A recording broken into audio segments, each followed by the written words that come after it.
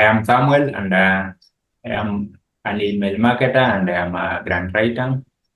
And today is a great opportunity to be on the prosperity show. So I'm looking forward to sharing my story with you.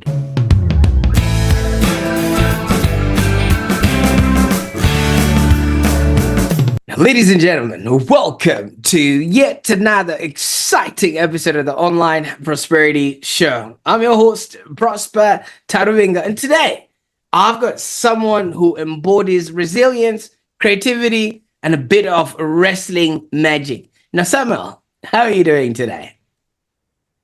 Hey, first of all, thank you for giving me this opportunity to be on your show. And also, I'd like to say hi to everyone who is listening or watching us right now. So, hi to everyone. I'm feeling good. So, looking Absolutely. to having a good Absolutely. time. I like that energy. So many people just come in, they never say hi to the people, but obviously it's the viewers that actually make a difference to a show like this. And if you're watching this right now, don't forget to subscribe to the Online Prosperity Show. Now, if you're watching, you are wondering, who is Samuel Kimu and why should you care? Well, let me tell you something. Samuel is a man who he's used his gift of writing to start helping direct to customer brands in the skincare and fashion industries. And he's helping them create elite email experiences. And he also helps nonprofits craft grant proposals and turn dream projects into reality. And Samuel's journey is just nothing short of fascinating. From he was about to start telling me that he was selling gas before, and he kind of burned out, and he discovered marketing, and now he's navigating the unpredictable world of freelancing. And by the way, it's a fun fact. He actually still watches WWE, and when he's not, you can actually catch him in gladiator mode while he's watching the new UFC games that are out there, or the wrestling matches that are out there. Now, Samuel, I want to ask you something. What's more thrilling for you, landing a big client or maybe watching the Undertaker making a comeback? Hey, for me, watching the Undertaker. like The clients are listening, Samuel. They're gonna say, like "Oh, okay, so he's not excited."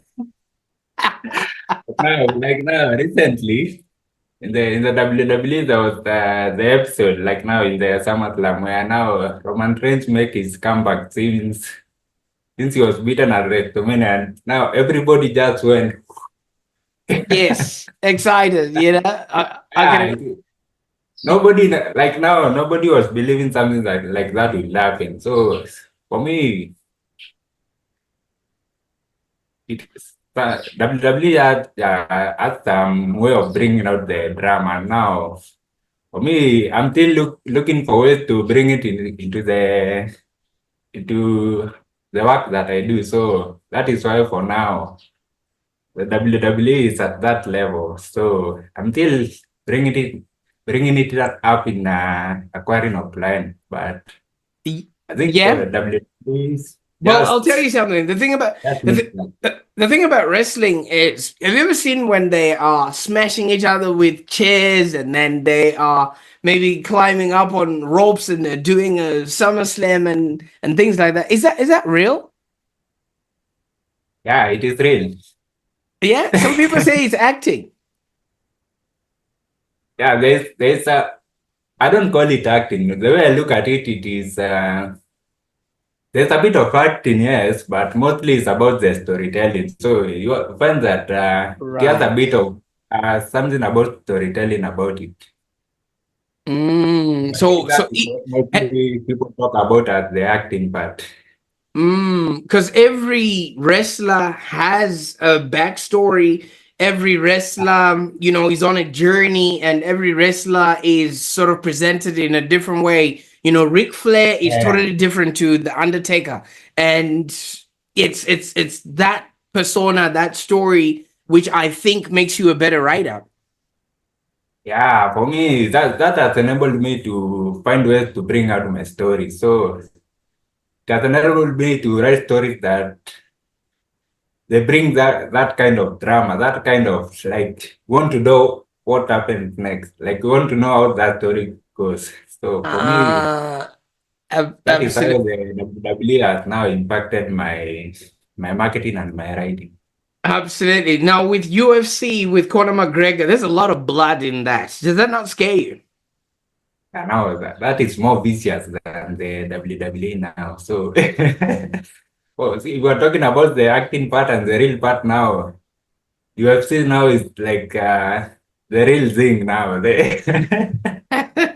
I remember watching Conor McGregor, and I can't quite remember. He was having a fight, and he actually broke his foot in the actual. Yeah, yeah. I remember he was fighting this guy retired lately. It's called Poira. It's called I think it's Poira.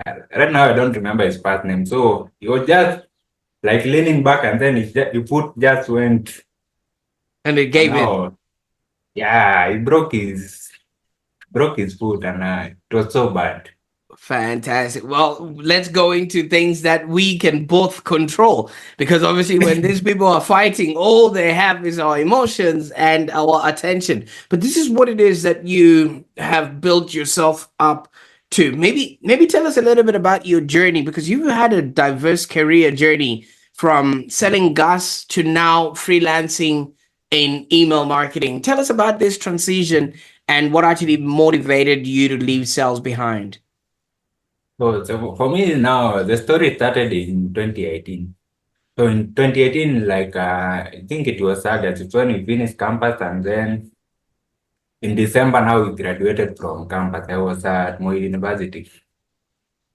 So I graduated like we were doing something to do with the media and communication. So when I got out in now, I started now doing things in 2019. So in 2019 is when now I started getting myself into the either the communication world, like now in a company through the communication department or the media.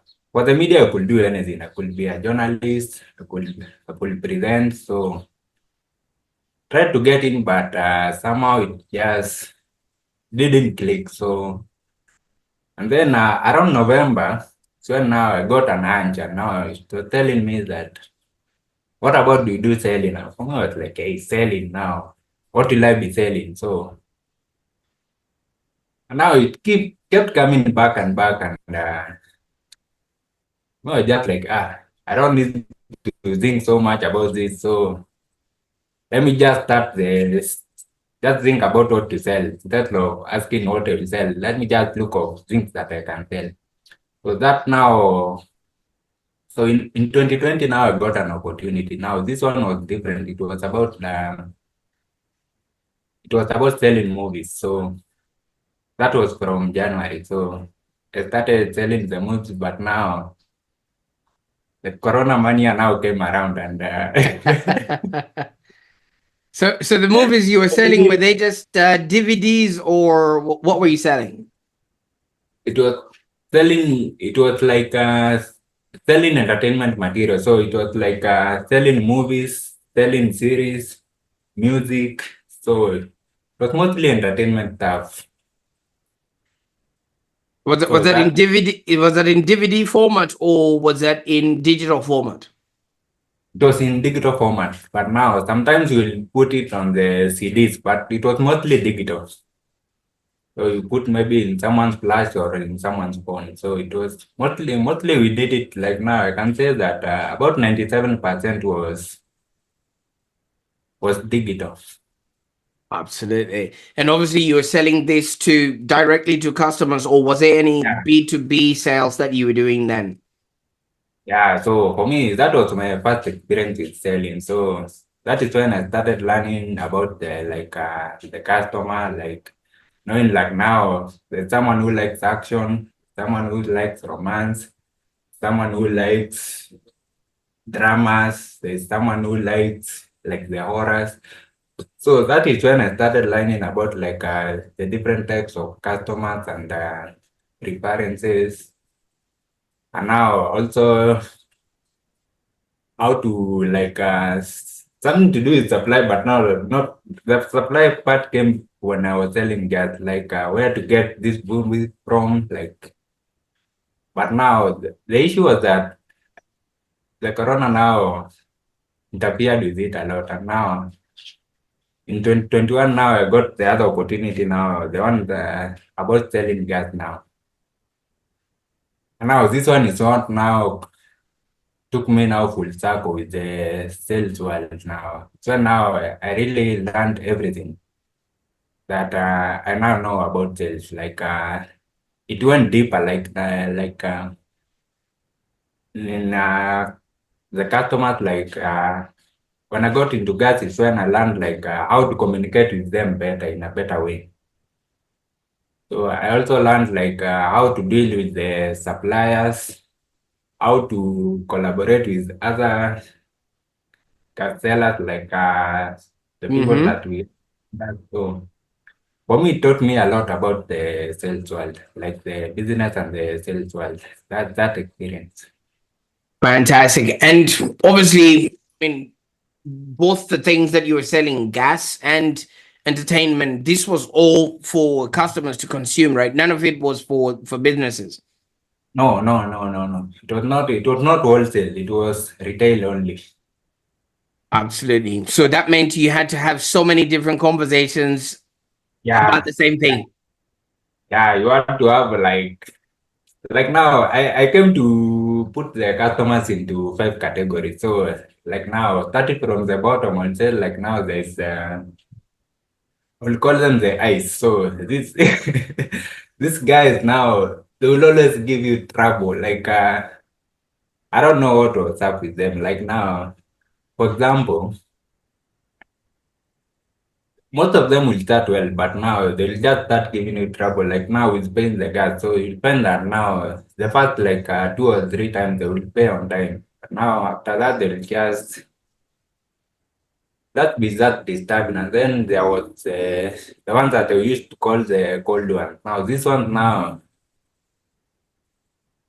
we didn't know like what they will do, so they could do anything. So they could either pay you on time or delay. Like you could never predict with these ones. And then now it's the other one I call the lukewarm. So the lukewarm now mostly this was a new customer. So the new customer you don't know what to expect. So just label them lukewarm, and then from interacting with them is whether I will know whether they will drop down to the cold and the ice part or they will go upward. Now, upward now, there was the warm part. Now, this was one of the customers that they never gave you trouble. Like, they told you they will do something, they will just do it. They were not giving you any trouble. And then now I have the ones that I call the hot, the hot. I used to call them the volcanoes. So these ones were now our best ones. So with this one now you'll find that they always like pay you on time, and also sometimes they will pay even before. Like they will tell you, hey, my gas is about to finish, so I want to deposit this money, and then when it finishes, I will just call you, and then you will just bring me. So, and also they used to give us like the referral. So friends are like they'll talk to their friend, and then they'll just call me and then tell me, hey, can you bring my friend one of them? So I'll just take one of them and then take it to them. So for me, that is how I learned like the different kind of customers and how to treat them. Mm. And obviously, and thank you so much for taking us through that. The gas that you were selling, was that for cooking or was that for heating? And was it something that obviously would have been you know, found somewhere else with other people, or was it just specifically delivered by yourself and no one else within that particular environment? It was the cooking one. It was mostly cooking. So like there was there was like now we had the 6 kg and the 13 kg. So mostly it was those ones. Even though from time to time you will find someone like coming with there was a someone that we used to call the one the used to call it the child like the it was very small. It was about three. It was very small. It looked like a cooking pot. Now, So you know what I wanted to say there, Samuel. So since you sold gas, the cold ones, you could just light a match and warm them up a little bit, so it could help you out in your work. But you've mentioned something that's very important there. The different types of customers that are out there. Did you treat them the same, or where other people looked favorably upon just because of the status they were, on the hierarchy of cold to hot? so it was not about treating them the same. Like now, what I learned was that because now, like now, for me, before I learned that, when I first went there, what I did was that I used to treat them the same when I first went there. And then when I did that, now the person who was supervising me was like, "Hey." So it went for some time, like about 1 or 2 weeks, and then issues started coming up. Like now, we'll find that now mostly what we did was that we will ask to be like now we will ask to be supplied with the gas, and then mostly we paid it later. So what happened was that for me, before I knew what was going on, I would just like sell it. Like now, see now you don't know the customer, so I will just sell it, and then for me, my plan was that they what they are saying is what they mean. But now, short while I realized that now not everybody means what they say. It's like now somebody can lie to you, and that now cause a lot of issues because we found ourselves in such a situation that we are asked for the gas, and now we have no money to pay them because now someone has said that they will pay, and now they have not yet like paid that money. So that is now when I started like up, putting up those hierarchies, like that or those 5 categories. When I started labeling people, and now I knew that now when I was dealing with this one, this is how I deal with them. If it is hot, I do this. If it is cold, I do this. If it is lukewarm. So it gave me an ability to know how to act the customer specifically. It's not like I was no longer treating them the same way. Absolutely. Yeah, because at the end of the day, the ones that were slow payers, you wouldn't want to put all your energy and resources Yeah, towards people like that. yeah, because now, like now, following up with the now, like now, the one that I call the ice now, following up with them, like now, for me, it used to drain a lot of my energy. So, yeah, for me, after dealing with them, I just felt like I was just so tired, and for me, that is how I learned, like, how to find like how to deal with. So when I started learning, like. The business is not like about like doing the same thing for all the people. Like you have to find your people. Ab- You ab- have to find the people who, like now you get each other. It's not like they are just draining your energy. Like you have to deal more with the people that are either they are raising your energy or they are meeting you at your level. So that is Mhm. what I learned. About that. But that was good training for what actually happens on the internet, because some people, at least those people, you could see them, you could go and knock on their door and say, hey, you pay up for gas. But on the internet, if somebody decides to ghost you, then that's it. You're probably never going to find them. So for me, what I learned was that you have to learn how to first of all know what the situation is, and then now you act accordingly, according to the situation that is ahead of you. So for me, that was what I learned from my experiences from dealing with the ice ones. Absolutely. Now, you then moved on to start freelancing and email marketing and things like that. First of all, what was the journey like when you got started? Sorry, what was it? What was the journey like? How did you get started with email marketing?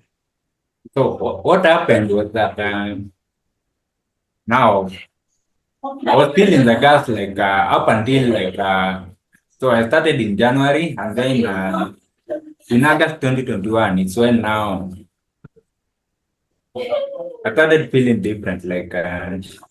I've already told you that for me mostly I do things through my energy. So in August now it's when I started feeling like now I do not have the energy to do this anymore, to sell anymore. I was just feeling like now, feeling so tired, feeling like now I do not want to go there in the morning, feeling like that felt like now it was starting to it was starting to get into my head. Like now it was starting to interfere with my life. Like now I found that it was starting to affect me. So but now what I decided was that now at that time I was not sure what was going on. So what I said was that so that was in August. I said that I will give this 1 month and now see what happens. If my energy stays, if this continues happening, then I will just walk away. So I gave it 1 more month, and so I gave it that September. So September now it was still the same story. So now for me, sometimes I can be very persistent. So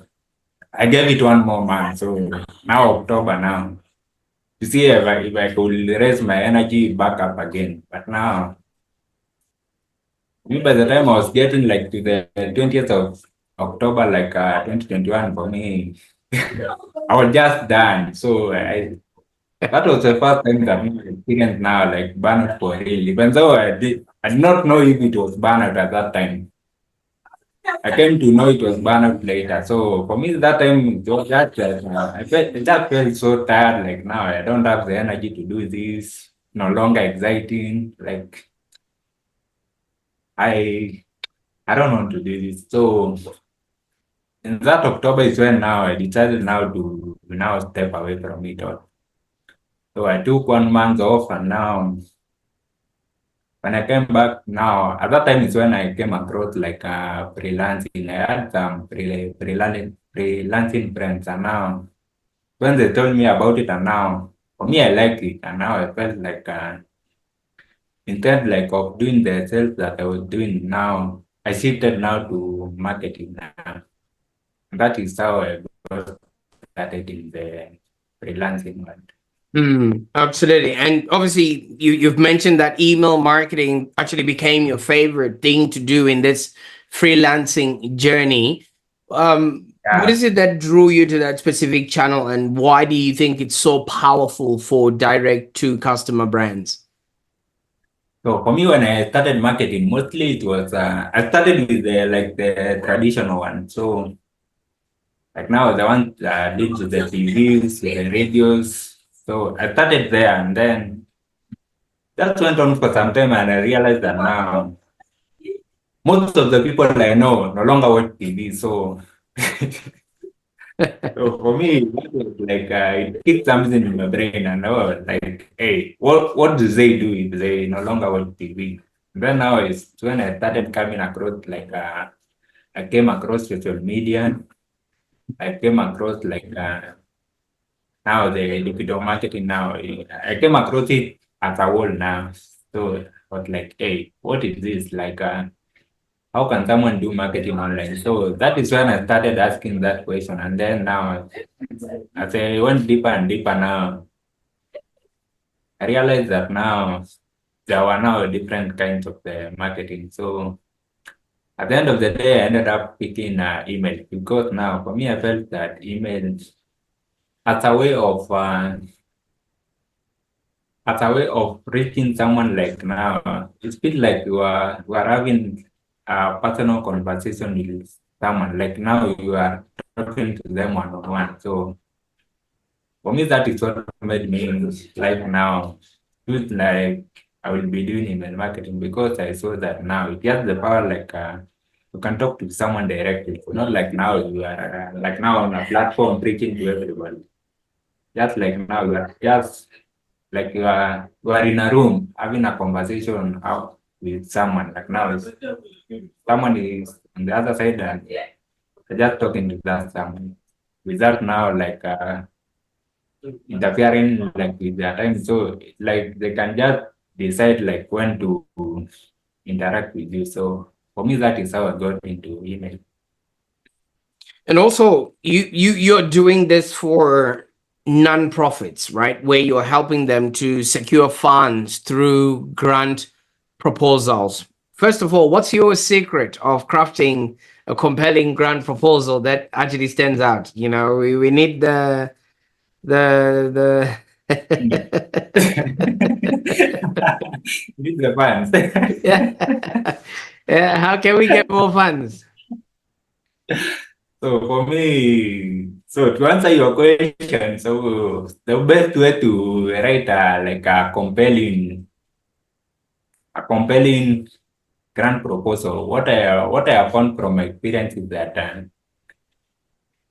yes, you have to present the fact. Yes, that is okay. You have to present the fact, like now the numbers, the what. But now that alone is not enough. So what I found was that we have to bring some storytelling into it. Like now you have to know how to weave stories into your facts, like weave stories into your numbers, and then when you do that now, it gives you a better opportunity than if you have just presented the fact of your project alone. Mm. Now, you see, you're working in two very different industries. I mean, the not for profit and the for profit, which is direct to customer fashion. Fashion is fast. Cosmetics is fast. All of those things are a little bit fast in the way that the consumers actually make those purchases. Whereas the not for profit is slow. Everything is just the same story every other time. There's always going to be poverty and hunger and water to clean, and that's the sort of not for profit sort of industry. How do you balance your marketing work? So for me, what makes me do this is like for me it arises from my passion. So for me, the thing about me is that for me, I love business and I also love making a difference. So the way I look at it is that for me, the business is Hmm.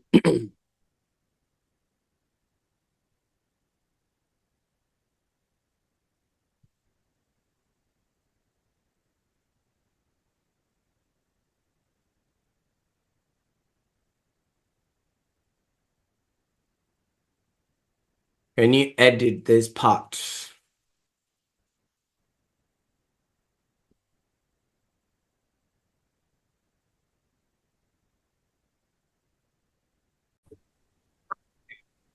was it me or you? I think that was you, a fair bit. Okay, so just continue with the question. I'm sorry about that. So I was talking like about what made me get into this. So how I managed to do the two different things in two completely different worlds. So for the profit world, like now from the for the business world, like now when I'm doing the marketing now, for me that one is mostly about connecting people. Like now the way I look at it is like now if for me I'm in B2C, so that one is business to customers.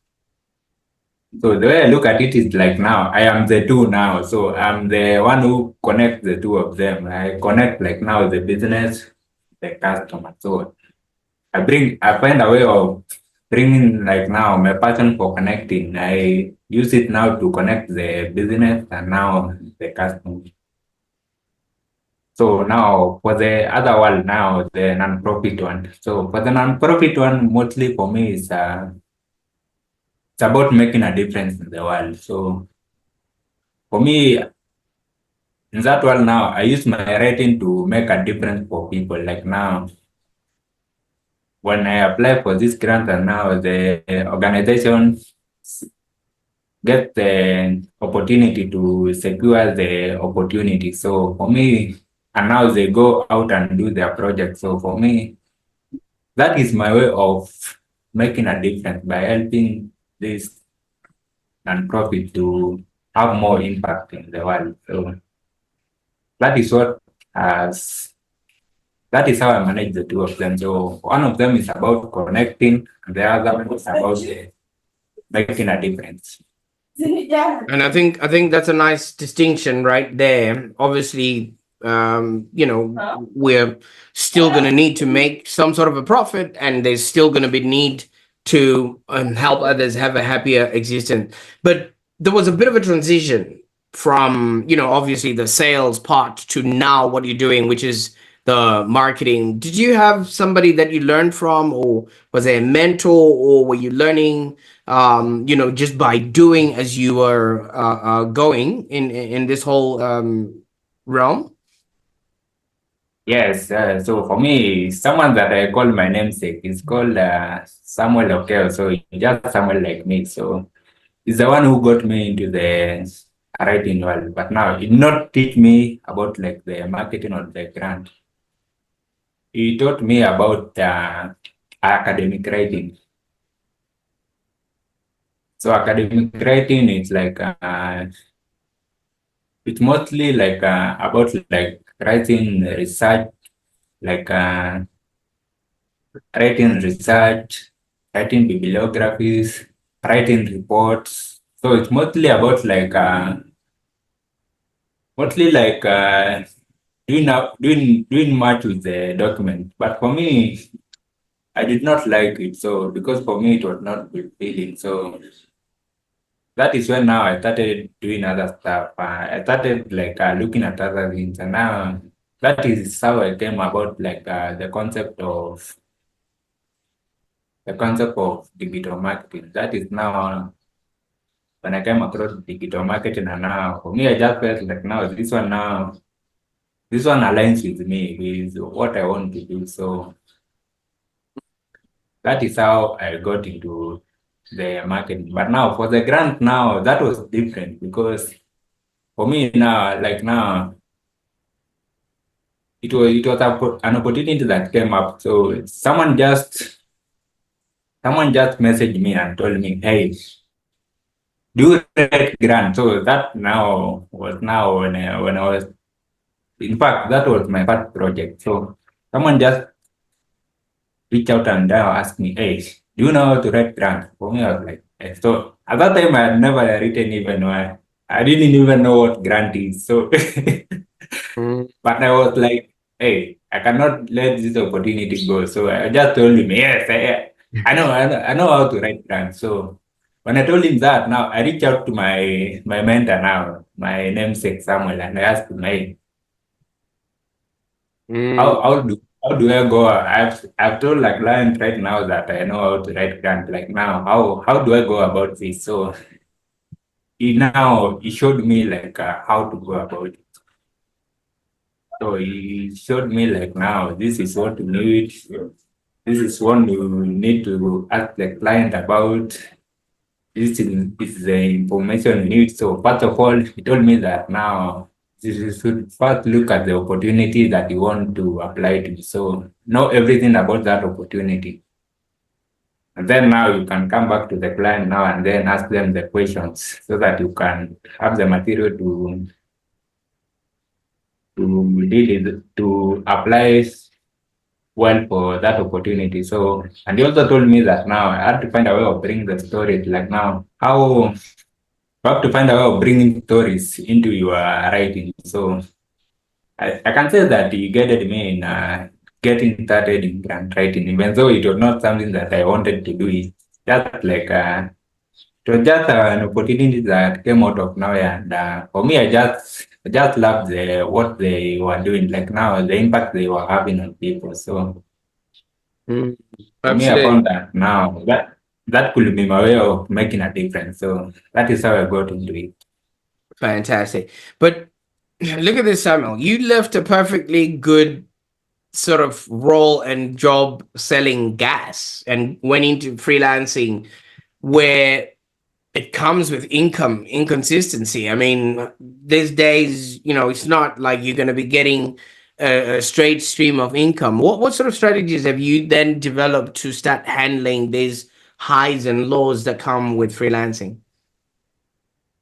So first of all, at first it was very like now it was very devastating because sometimes like now when I started like the first 6 months, so that was from December 2021 up to around like I think it was around May or June 2022. So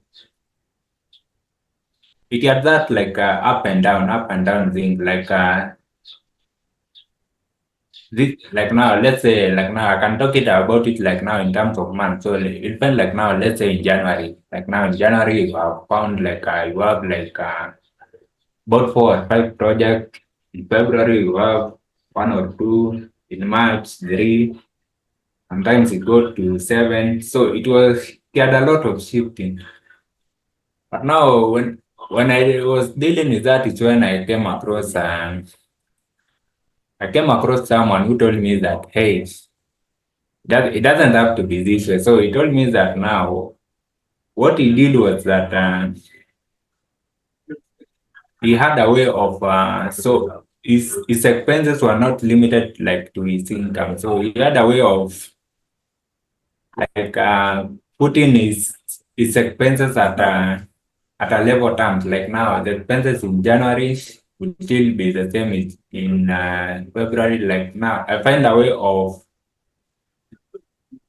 way of bringing it like to a level term so that now like now when it's not like now when I have money, like it's when I spend, when I don't have it, I don't spend. So it gave me a way of like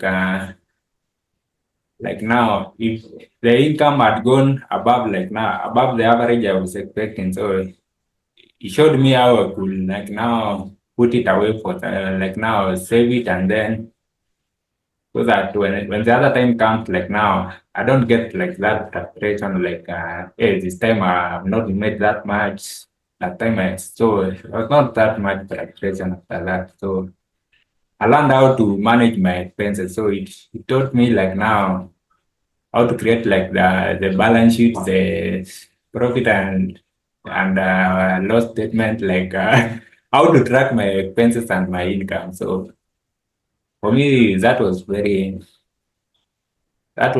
illuminating.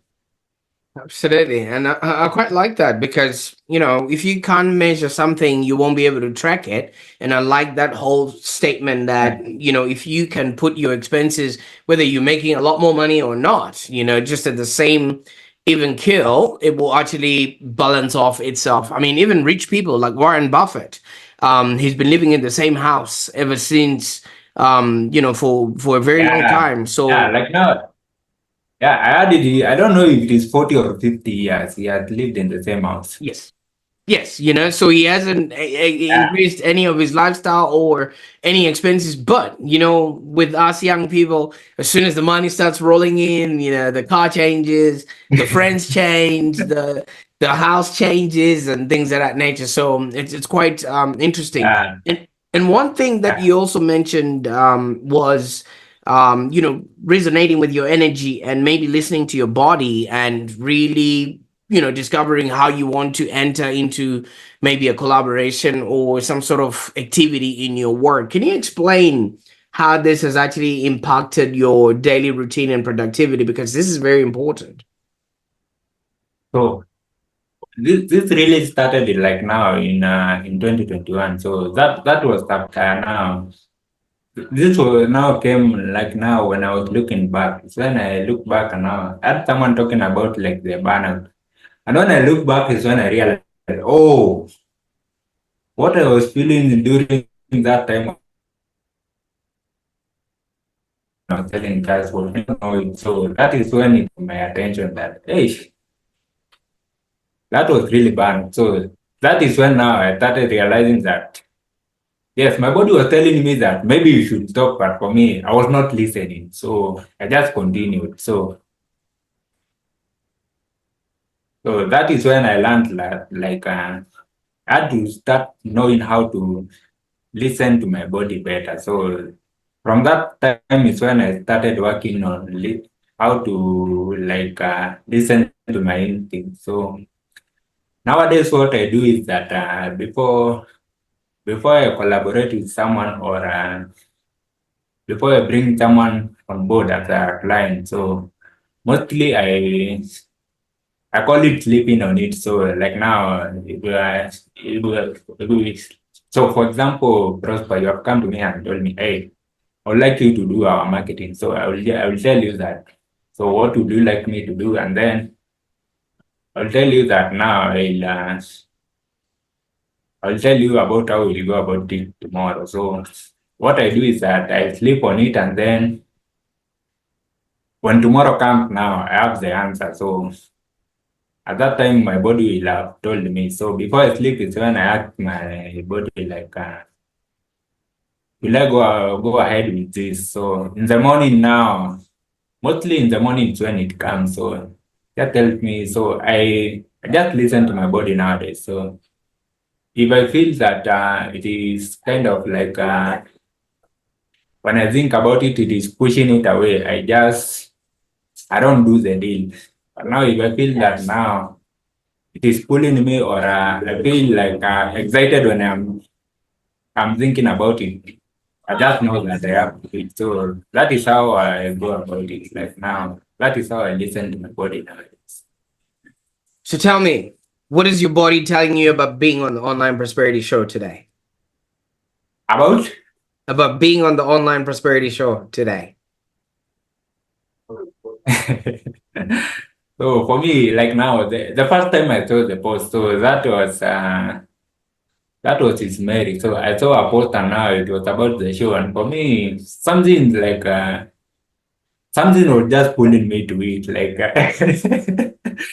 I just felt like now it had a kind of a pull on me, and for me, I was like, hey, there's something going on here. So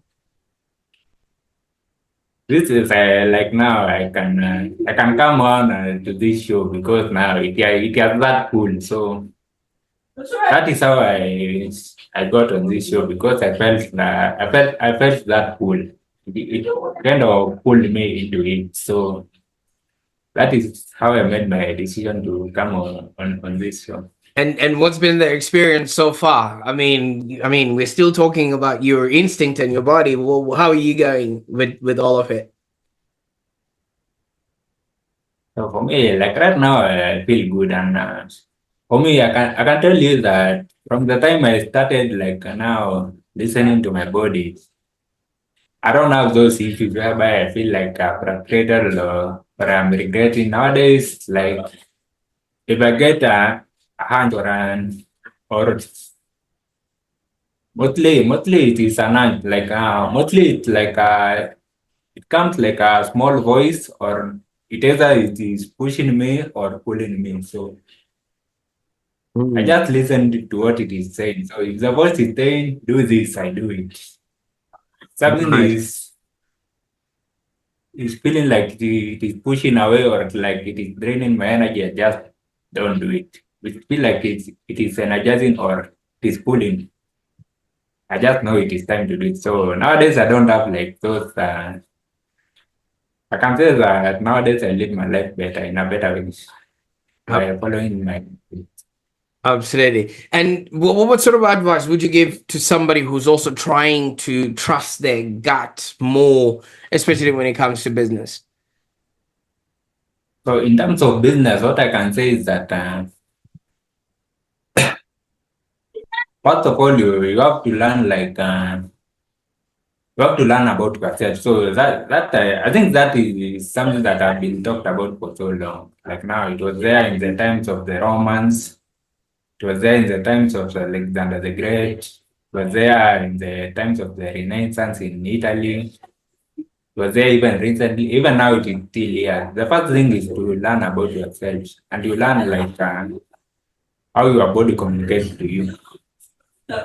So I found that there are three ways that it communicates. So I found like they can come at a still small voice like now.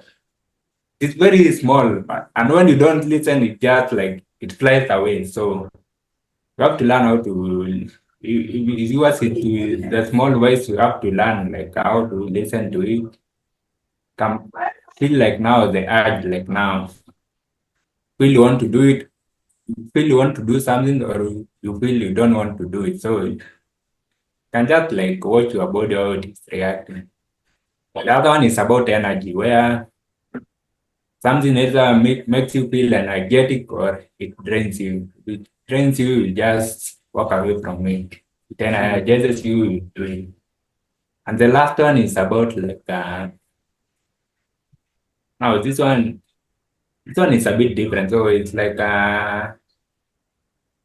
for the people who experience this, it's like it's a kind of a picture. So like a kind of a vision. So when you see it now, you have to just follow what it is telling you because the way to differentiate it from a dream is that the vision will remember every detail. So if you wake up in the morning and now you remember every detail of the dream, you just know it is a vision. Now you can follow what it is telling you. So those are the main ways that I have found Absolutely. to be And very obviously, effective.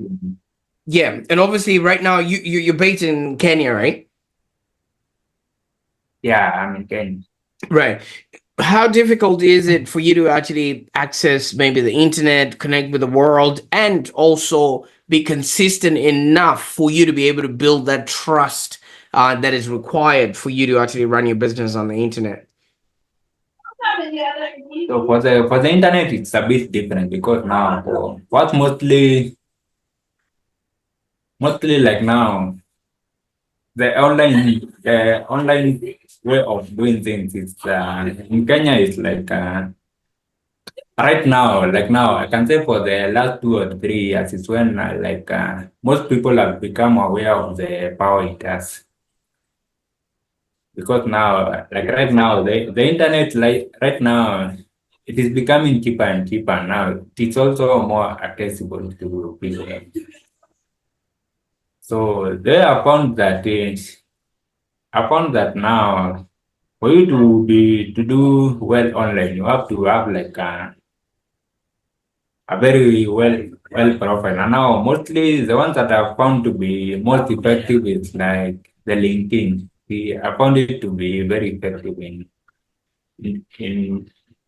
Mm, getting your online presence. So absolutely. yeah, for me, LinkedIn has been the thing.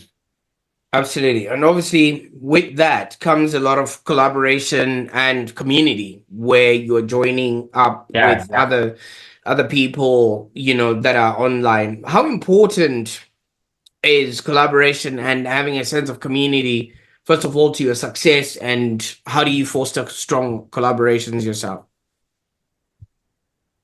For me, collaboration is very important because the way I found it to do is that every one of us has something that they are good in. So like like now for me it is email. So for me in email, when I'm doing email, I feel like this is my thing. So you may find like for someone else it is social media. For someone else it is dealing with influencers. For someone else you may find that it is SMS. For someone it is false. So for me, collaboration is like about like finding people to bring in so that if it is something that you are not good at, like now, let's say for me now, for example, if now my client tells me that they want someone to do their social media. So for me, I do the email. So I will have to like bring someone in to do the social media. So that is how I found it to be. Like the other thing is that so the first one is about filling the gap. Like now, if you cannot do something, you bring someone in and now collaborate with them and then they do that something. The other way has been how it all comes together. Like now for me, when like now the email, the social media, the influencer, the SMS, the calls, like now the other part is about how you can bring all of them together. So that now the collaboration is very key so that you have someone like now from the SMS, from social media, from the influencer side, from the if they are doing TV, from the TV side, like now you come together and now you come up with a strategy that all of you can push it to so that you can have the maximum effect from that campaign. All right. Absolutely. Now, if obviously, somebody is in the direct to customer sort of space and they run a fashion brand or beauty brand and they want to get a hold of you, what would be the best way that they can start their journey with you? If sorry about that, can you ask again? So I'm saying if somebody wants to get a hold of you, what would be the best way that people can get a hold of you? So for me, the best way to get hold of me is can find me on LinkedIn. For me LinkedIn is my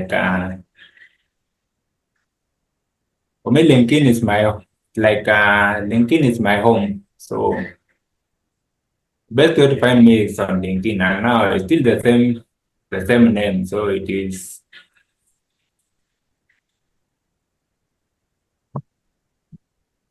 Yes.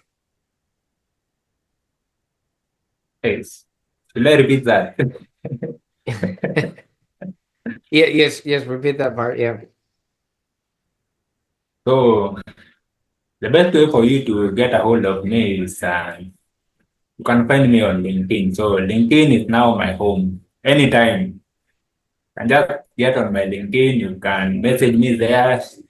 Also, my email. It's also on my LinkedIn. So when you get on the LinkedIn, everything about me you'll find it there. So it's mostly the LinkedIn.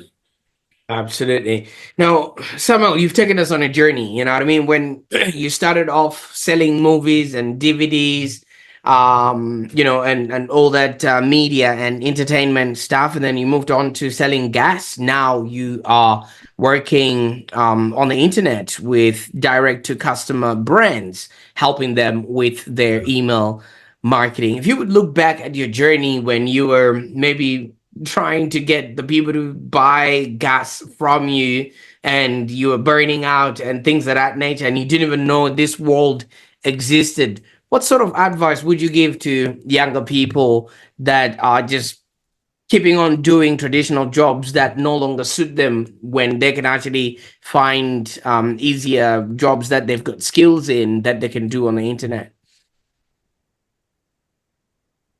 So for me, the first thing about this is that what I will tell anyone like now, not even for the young person, so like everyone. So like doing something that you feel is aligned with you. Mm-hmm.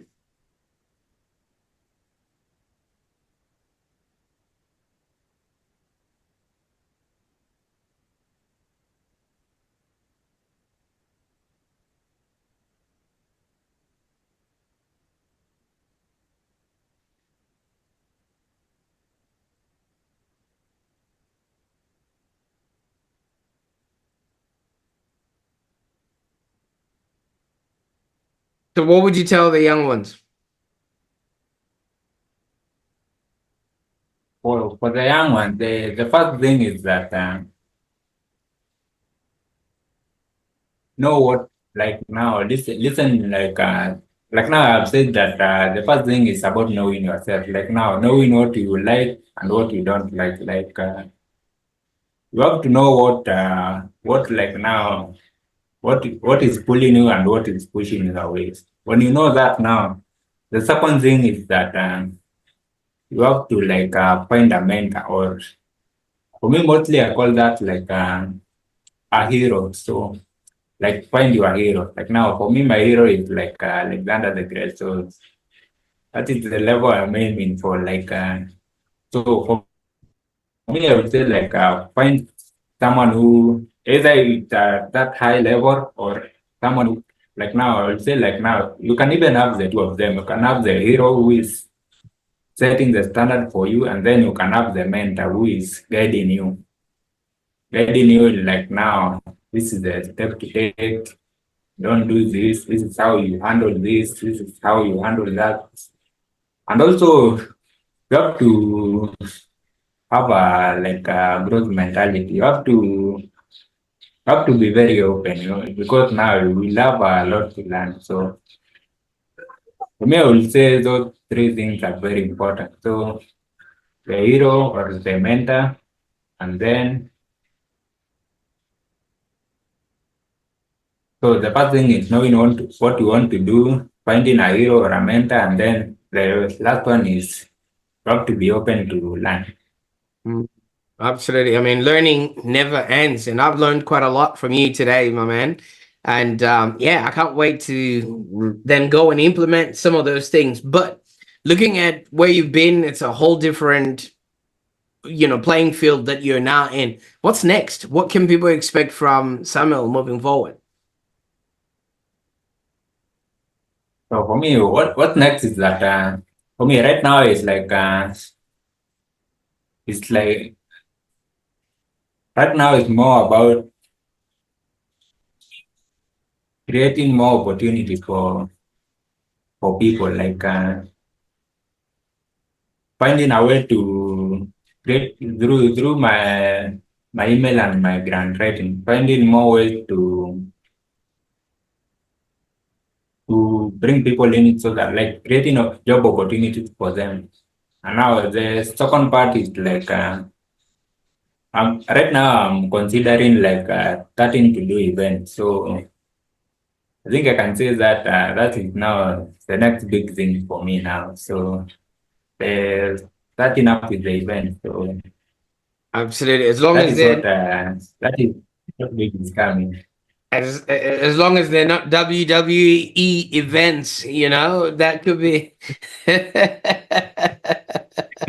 Ah, fantastic. Now, Samuel, I can't thank you enough for the time that we've spent on the call today. I know, this has been a long time coming, and you've afforded us your time today to make it happen. So, it's been an incredible conversation. I mean, just knowing where you've been, where you are, and where it is that you're headed to. So, thank you so much for gracing us with your presence on the Online Prosperity Show.